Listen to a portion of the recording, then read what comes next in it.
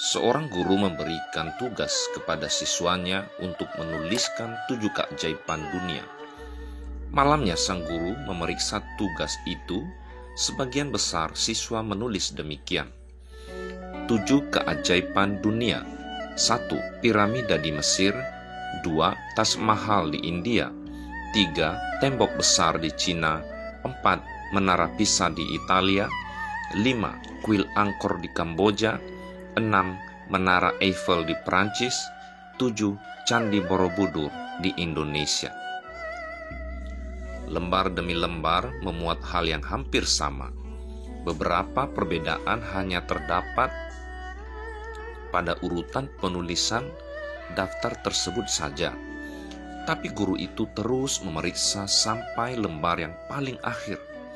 Tapi saat memeriksa lembar yang paling akhir itu, sang guru terdiam. Lembar terakhir itu milik si gadis kecil pendiam di kelasnya. Isinya seperti ini: 7 keajaiban dunia. 1. Bisa melihat. 2. Bisa mendengar. 3. Bisa menyentuh. 4. Bisa disayangi. 5. Bisa merasakan. 6. Bisa tertawa. Dan 7. Bisa mencintai. Setelah duduk diam beberapa saat, sang guru menutup lembaran tugas siswanya, kemudian menundukkan kepalanya berdoa, mengucap syukur untuk gadis kecil pendiam di kelasnya yang telah mengajarkannya sebuah pelajaran hebat, yaitu tidak perlu mencari sampai ke ujung bumi untuk menemukan keajaiban.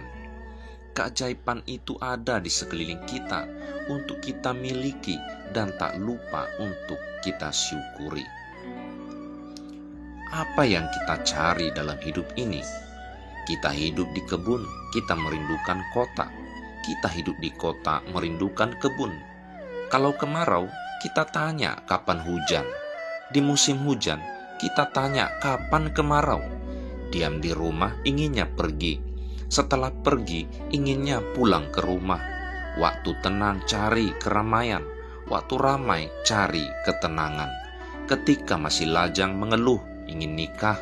Sudah berkeluarga, mengeluh belum punya anak. Setelah punya anak, mengeluh betapa beratnya biaya hidup dan pendidikan. Ternyata sesuatu itu tampak indah karena belum kita miliki. Kapankah kebahagiaan didapatkan kalau kita hanya selalu memikirkan apa yang belum ada, tapi mengabaikan apa yang sudah kita miliki? Jadilah pribadi yang selalu bersyukur dengan rahmat yang sudah kita miliki. Mungkinkah selembar daun yang kecil dapat menutupi bumi yang luas ini? Menutupi telapak tangan saja sulit. Tapi kalau daun kecil ini menempel di mata kita, maka tertutuplah bumi dengan daun. Begitu juga bila hati ditutupi pikiran buruk sekecil apapun, maka kita akan melihat keburukan di mana-mana. Bumi ini pun akan tampak buruk. Jangan menutup mata kita, walaupun hanya dengan daun yang kecil. Jangan menutup hati kita dengan sebuah pikiran buruk, walau cuma seujung kuku. Syukurilah apa yang sudah kita miliki sebagai modal untuk memuliakannya. Karena hidup adalah waktu yang dipinjamkan dan harta adalah berkat yang dipercayakan. Dan semua itu kelak akan dimintai pertanggungjawabannya. Jadi, bersyukurlah atas nafas yang masih kita miliki. Bersyukurlah atas keluarga yang kita miliki. Bersyukurlah atas pekerjaan yang kita miliki. Bersyukur dan selalu bersyukur di dalam segala hal. Segeralah berlomba dalam kebaikan.